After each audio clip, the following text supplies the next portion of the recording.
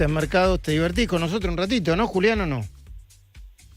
¿Qué tal, Luis? ¿Cómo andás? Sí, siempre muy divertido. Sí. Así que... Mentira, no escuchaste nada. Estabas haciendo otra cosa y me estás diciendo que está divertido. Decime la verdad. No, sí, hice un break mientras esperaba mi turno y nada. Bueno, acá con la no. lluvia tomando un Está café. bien. Escúchame, Julián, ¿cómo están los mercados? Porque, a ver, ¿qué es lo que... Los que no somos especialistas, ¿no? Cuando sube el dólar parece que se viene el mundo abajo, ¿no? Y obviamente repercute y mucho. Ahora suben las acciones, está bajando el dólar blue, yo lo que recuerdo, llegó a estar casi 1.500 y ahora está casi 1.300.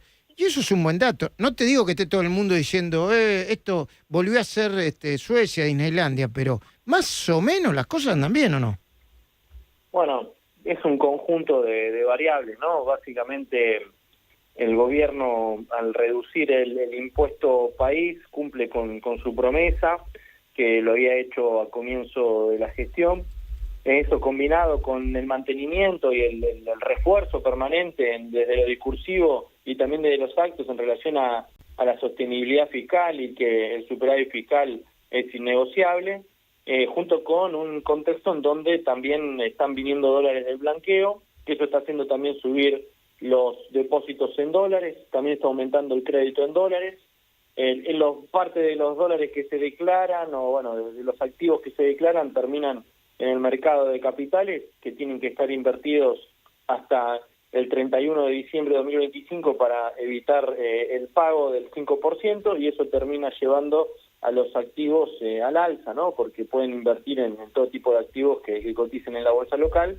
Eso termina empujando obviamente para arriba. Hay un contexto también internacional que juega a favor, que es, bueno, que el mercado global se está preparando para una baja de tasas de la Reserva Federal de Estados Unidos, y eso también genera un clima positivo en emergentes, dentro de lo cual la Argentina se beneficia. Entonces, hay factores locales y factores internacionales que juegan a favor. Encima, además de todo esto, tenés que el mercado sigue viendo un proceso de desinflación hacia adelante, buenos resultados en la licitación de deuda del Tesoro y, bueno, una estabilidad cambiaria producto del ingreso de capitales, pero también una política del gobierno de mantener controlada la brecha, ¿no? Entonces, esa variable, bueno, está generando un entorno positivo para los tenedores de bonos, que ven hoy a la deuda como una oportunidad.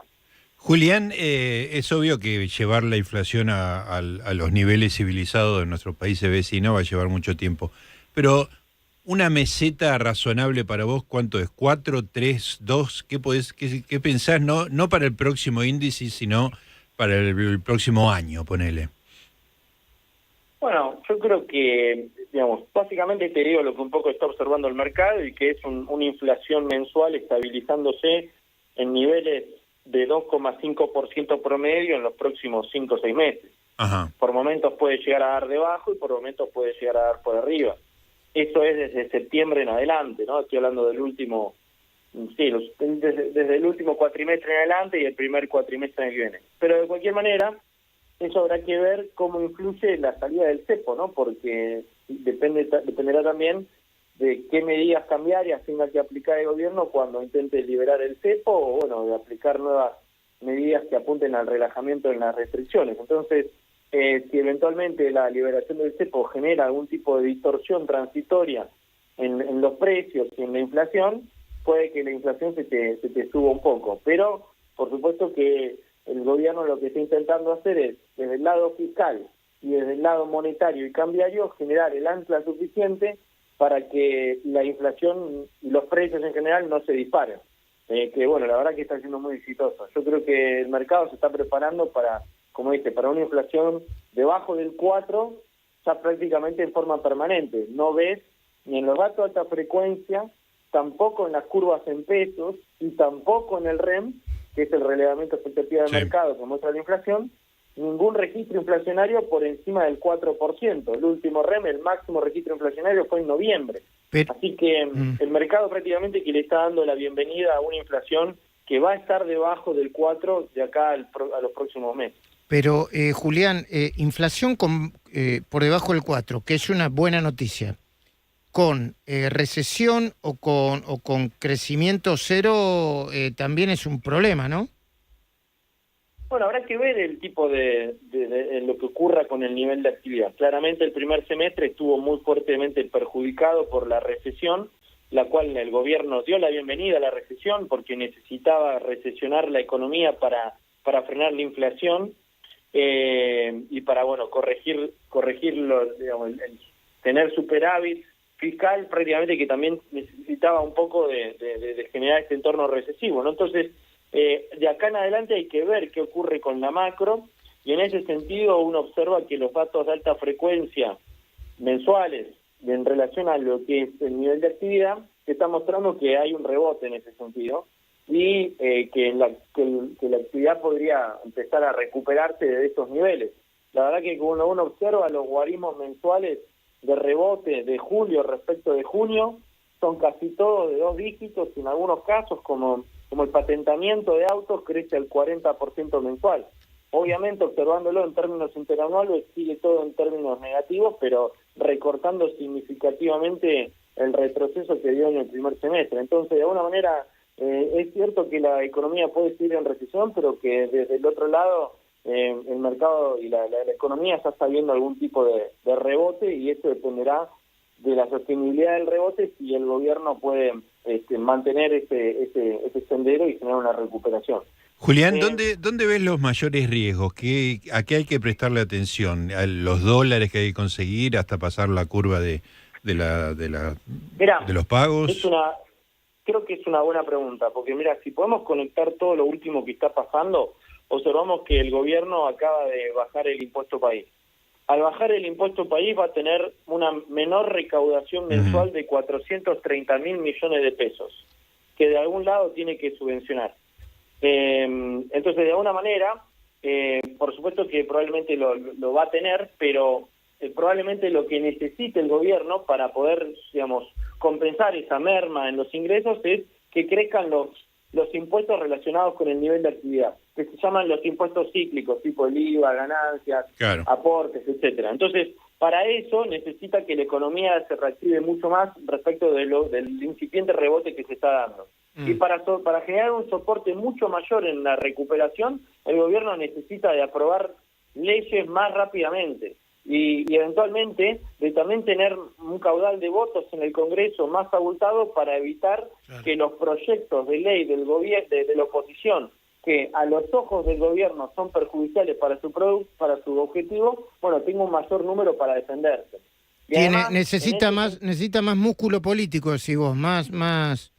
Bueno, probablemente, yo voy a insistir con esta palabrita porque me parece que en cualquier momento lo anuncian, va a haber un acuerdo de coordinación parlamentaria. Después, si es con un interbloque, viste que se está planteando la idea del interbloque o no, pero si hay un acuerdo de coordinación parlamentaria con el PRO, probablemente, o con una buena parte del PRO, probablemente las leyes salgan más rápido, ¿no?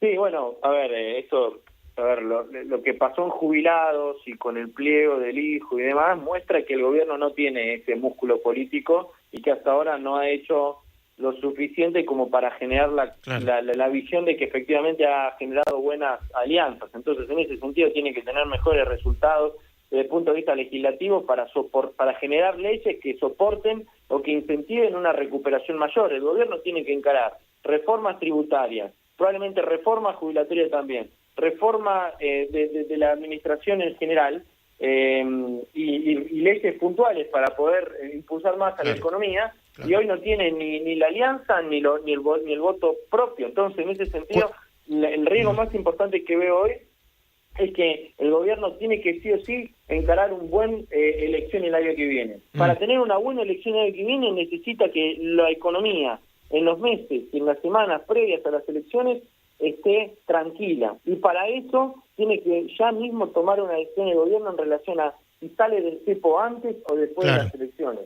Porque si sale muy cerca de las elecciones, corre el riesgo de que los temblores de la salida del cepo te genere alguna volatilidad nominal que repercute en la economía. Buena pregunta esa. Si la voy a hacer a Milei para el domingo. Si algunos dicen que tiene que salir cuanto antes para llegar bien, por si hay algún Ya temblor estabilizado, cambiario, ya estabilizado las elecciones, o después, ¿no? Que es ya mucho, ¿no? Para algunos. Claro. Bueno, mencioname en la entrevista No, pero, y le mandamos una... pero ¿cómo? Pero vos, no, bueno, te voy a mencionar, qué sé yo. Pero, ¿es el único economista que se le ocurrió esto o hay otro?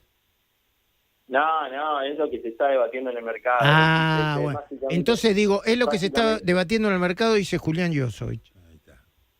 No, bueno, a ver, es un análisis mío y es un poco lo que se está debatiendo en el mercado, digamos. Claro. ¿Por qué digo que es lo que uno puede pensar? Digo, las medidas económicas tienen una demora hasta que finalmente Sí, repercuten en la economía. Tenés razón. Entonces, Tenés razón. si el gobierno aplica un cepo y libera el cepo y tiene que aplicar algún corrimiento cambiario o algo que te pueda generar algún tipo de incertidumbre y que impacte en los precios, eso puede generar que el bolsillo de los argentinos de cara a las elecciones vuelva a sufrir por alguna Claro que distorsión sí. transitoria como es la salida del cepo, y entonces si eso llega a ocurrir, Muy digamos, quizás el resultado electoral del gobierno no es lo suficientemente bueno que busca el gobierno justamente porque tardó mucho en salir del cepo o porque salió Claro. muy cerca de las elecciones y Ujú. no le dio el tiempo suficiente para aplicar las medidas económicas y corregir la macro. Julián, Entonces, el timing en la salida del cepo es fundamental hoy, pero no solo para la economía, sino para el resultado electoral y fundamentalmente para la recuperación económica de largo plazo. Julián Yosovich, especialista en mercados, muchísimas gracias por atendernos. Y te quiero ver corriendo aún bajo la lluvia este fin de semana por Palermo. Dale, Luis, nos vemos, espero cruzar.